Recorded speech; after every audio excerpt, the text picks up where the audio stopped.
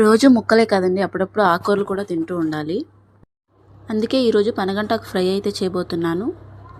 పనగంటాకు తినడం వల్ల gastric problem, కీళ్ళ నొప్పులు తగ్గుతాయి. అలాగే ఒంట్లో వేడి కూడా తగ్గిస్తుంది. ముందుగా వేరుశనగ పప్పులు, 2 ఎండుమిరపకాయలు బాగా వేయించుకొని పక్కన పెట్టుకోండి. ఇప్పుడు ప్యాన్లో నూనె పోసుకొని ఆవాలు, జీలకర్ర, పచ్చెనగపప్పు వేసుకొని బాగా వేయించుకోవాలి. పనగంటాకుని బాగా 2 టైమ్స్ క్లీన్ చేసుకోవాలి.